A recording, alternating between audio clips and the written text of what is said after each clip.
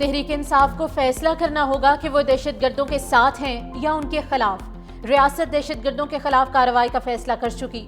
وفاقی وزیر اطلاعات عطا اللہ طارق کی تحریک انصاف اور خیبر پختونخوا حکومت پر لفظی گولہ باری۔ کہا پی ٹی آئی اور بانی ہر فورم پر دہشت گردوں کے حامی رہے۔ جیل میں بیٹھے شخص کی خواہش مند ہے کہ لاشوں پر سیاست چمکائی جائے۔ تاثر دیا جا رہا ہے کہ ٹی ٹی پی آئی کا عسکری ونگ بنتی جا رہی ہے۔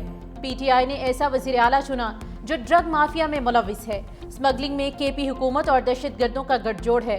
نان کسٹم گاڑیوں، تیل، ڈرگ، ٹمبر کی اسمگلنگ ہو رہی ہے۔ بلیک منی سے پی ٹی آئی کو سپورٹ ملتی ہے۔ 2018 میں تحریک انتشار نے دہشت گردوں کو واپس لا کر بٹھایا۔ کل D G I S P R نے جو باتیں کی ان کی توثیق کرتا ہوں۔ پی ٹی آئی کے لیے خیبر پختونخوا میں اپنے وزیر اعلیٰ کی تبدیلی چیلنج بن گئی۔ علی امین گنڈا پور کی جگہ سہیل آفریدی کو وزیر اعلیٰ بنانے کے لیے تحریک انصاف کی لمبی مشاورت۔ کے پی اسمبلی کا ہنگامی اجلاس کچھ دیر میں شروع ہوگا۔ گنڈا پور کا ہاتھ سے لکھا استعفیٰ ایک بار پھر گورنر کو بھجوایا جائے گا۔ علی امین گنڈا پور کے خلاف عدم اعتماد کی تحریک بھی لائی جانے کا امکان۔ دوسری جانب خیبر پختونخوا اسمبلی کے بیرون ملک موجود ارکان عارف احمد، نذیر عباس، تاج محمد، آصف محسود اور شیر علی ارباب وطن واپس آ گئے۔ حکومتی ٹیم میں شامل 2 ایم پی اے تاحال بیرون ملک موجود ہیں۔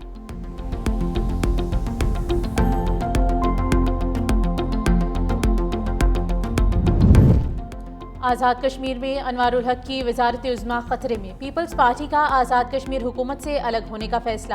انوار الحق مستعفی نہ ہوئے تو قانون ساز اسمبلی میں تحریک عدم اعتماد آئے گی۔ ذرائع کے مطابق چودھری محمد یاسین، سردار یعقوب خان وزارت عظمیٰ کے متوقع امیدوار۔ پیپلز پارٹی آزاد کشمیر میں اپنی حکومت بنانے کی پوزیشن میں۔ پیپلز پارٹی آزاد کشمیر پارلیمانی پارٹی نے تجاویز پارٹی قیادت کو دے دی۔ اگلے چند روز میں پیپلز پارٹی قیادت حتمی فیصلہ کرے گی۔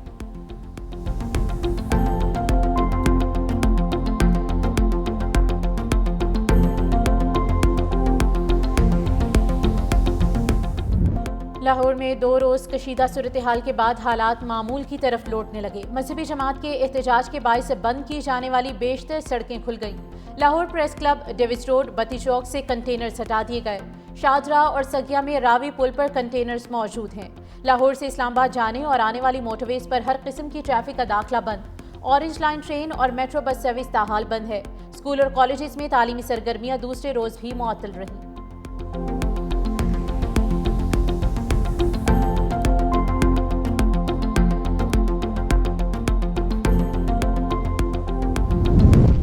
مذہبی جماعت کی فیض آباد میں دھرنے کی کال پر جڑواں شہروں میں سیکیورٹی انتہائی سخت۔ اسلام آباد اور راولپنڈی کو ملانے والے تمام راستے دوسرے روز بھی بند۔ مرکزی شاہراہوں پر کنٹینرز کی موجودگی کے باعث جڑواں شہروں کے درمیان آمد و رفت معطل ہو کر رہ گئی۔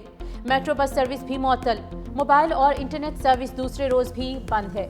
اسلام آباد کے تمام راستوں پر بھی کنٹینرز موجود۔ وفاقی پولیس اور ایف سی کی بھاری نفری تعینات۔ وفاقی وزیر داخلہ محسن نقوی اور وزیر مملکت طلال چودھری کا فیض آباد کا دورہ کیا گیا۔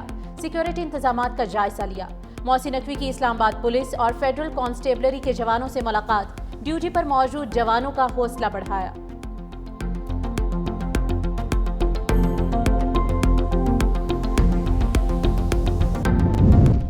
مذہبی جماعت کے احتجاج کے باعث پنجاب کے بیشتر شہروں کی سڑکیں بند۔ عوام کو آمد و رفت میں شدید مشکلات کا سامنا۔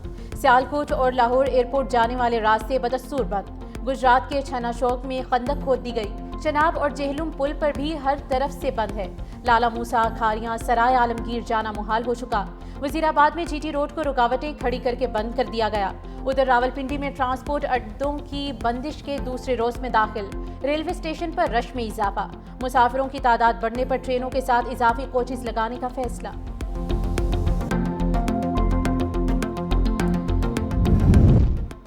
وزیر اعلیٰ پنجاب مریم نواز سے سعودی سرمایہ کاروں کے وفد کی ملاقات۔ مریم نواز نے سعودی وفد کو خوش آمدید کہتے ہوئے کہا کہ پاکستان اور سعودی عرب میں بھائی چارے اور اعتماد کا گہرا رشتہ ہے۔ خادم الحرمین شریفین کے ساتھ تعلقات کو نئی جہت پر لے جایا جائے گا۔ مکہ اور مدینہ ہمیں اپنی جان سے زیادہ عزیز ہیں۔ ان کی پاسبانی پاکستان کے لیے اعزاز ہے۔ پنجاب حکومت جدید خطوط پر ترقی کے لیے کام کر رہی ہے۔ سرمایہ کاروں کو بہترین سہولیات فراہم کی جا رہی ہیں۔ پاکستان ہر وقت سعودی عرب کے ساتھ کھڑا ہے۔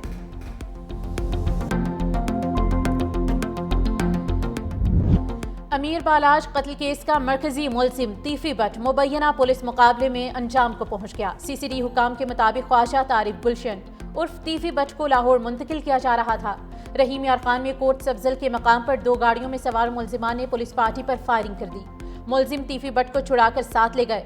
حملے میں ایک کانسٹیبل بھی زخمی ہوا۔ تعاقب کرنے پر حملہ آور تیفی بٹ کو زخمی حالت میں چھوڑ کر فرار۔ تیفی بٹ زخموں کی تاب نہ لاتے ہوئے دم توڑ گیا۔ سی سی ڈی حکام کے مطابق تیفی بٹ اپنے ہی ساتھیوں کی فائرنگ سے ہلاک ہوا۔ لاہور پولیس کا گوگی بٹ کے گھر پر چھاپا، گوگی بٹ ساتھیوں سمیت فرار۔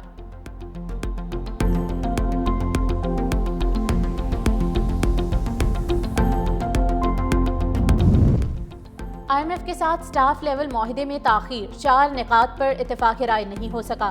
اختلاف نکات میں گندم پروکیورمنٹ پالیسی، زرعی آمدن پر ٹیکس، گریڈ 17 سے 22 تک کے افسران کے اثاثوں کی ڈکلیریشن اور corruption and governance diagnostic report کے ارشاد شامل۔ آئی ایم ایف کی گندم خریداری پالیسی دسمبر تک متعارف کرانے کی تجویز۔ اوپن مارکیٹ سے خریداری کا میکانزم بنانے کا مطالبہ کیا گیا۔ صوبوں نے زرعی آمدن پر فوری ٹیکس نافذ کرنے سے معذرت کی۔ پاکستان نے کرپشن اینڈ گورننس رپورٹ کی اشاعت کے لیے مہلت مانگ لی ہے۔ معاہدے تک پہنچنے کے لیے وزارت خزانہ اور آئی ایم ایف کے درمیان ورچوئل مذاکرات جاری۔ وفاقی وزیر خزانہ محمد اورنگزیب امریکہ روانہ، ورلڈ بینک اور آئی ایم ایف کے اجلاسوں میں پاکستان کی نمائندگی کریں گے۔ شرم الشیخ میں پیر کو ہونے والے سربراہی اجلاس سے قبل نائب وزیر اعظم وزیر خارجہ اسحاق ڈار کا مصری وزیر خارجہ بدر عبدالعاطی سے اہم رابطہ۔ دونوں رہنماؤں کے درمیان غزہ اور فلسطین کی تازہ ترین صورتحال پر بھی بات چیت۔ خطے میں سفارتی کوششوں اور رابطوں پر تفصیلی مشاورت۔ خطے میں امن و استحکام کے لیے مشترکہ کاوشوں پر اتفاق۔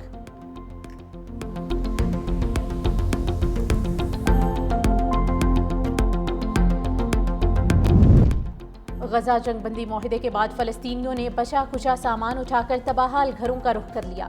ہزاروں کی تعداد میں فلسطینی شہری اپنے تباہال گھروں کو لوٹنے لگے۔ دوسری جانب اسرائیلی فوج نے معاہدے کے تحت نئی حدود پوزیشن سنبھالنی شروع کر دی۔ امریکہ کے نمائندہ خصوصی سٹیو وٹکوف نے کہا کہ اسرائیلی فوج نے انخلا کا پہلا مرحلہ مکمل کر لیا۔ یرغمالیوں کی رہائی کے لیے 72 گھنٹے کا وقت شروع ہو چکا۔ صدر ٹرمپ کل اسرائیل پہنچیں گے، جہاں وہ ممکنہ طور پر اسرائیلی یرغمالیوں کو رہائی پر خوش آمدید کہیں گے۔ امریکی صدر تاریخی جنگ بندی معاہدے پر دستخط کی تقریب میں شرکت کے لیے مصر بھی جائیں گے۔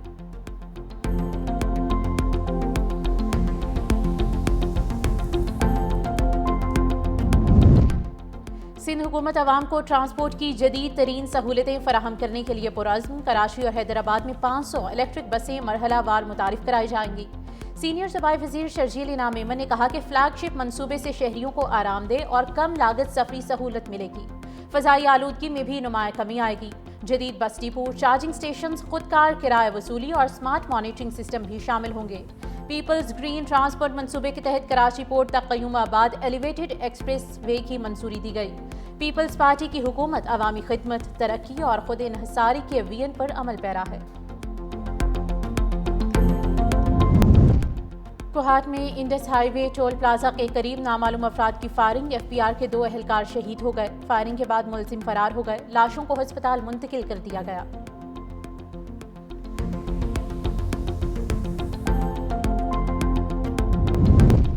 امریکہ اور چین میں تجارت کی جنگ دوبارہ بھڑک اٹھی۔ ٹرمپ کے چینی درآمدات پر 100% ٹیکس کے اعلان کے بعد حصص بازار میں بڑی گراوٹ۔ چند منٹوں میں حصص مارکیٹ کو $1.65 کا نقصان۔ ایس اینڈ پی 2.7%، نیسڈیک 3.6% اور ڈاؤ میں 1.9% گراوٹ ہوئی۔ تیل کی قیمتیں بھی گر گئی۔ برنٹ کروڈ آئل کی قیمت میں 3.8% کمی۔ بٹ کوائن کی قدر بھی 8 سے 10% کم ہوئی۔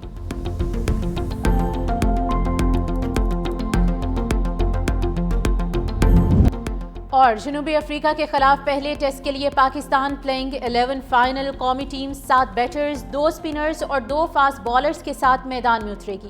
آصف افریدی کو جنوبی افریقہ کے خلاف ڈیبیو کرائے جانے کا امکان۔ عبداللہ شفیق، امام الحق، شان مسعود، بابر اعظم، سعود شکیل اور محمد رضوان شامل۔ سلمان علی آغا، شاہین شاہ افریدی، نعمان علی اور حسن علی بھی ٹیم کا حصہ۔ پاکستان اور جنوبی افریقہ کے درمیان پہلا ٹیسٹ کل شروع ہوگا۔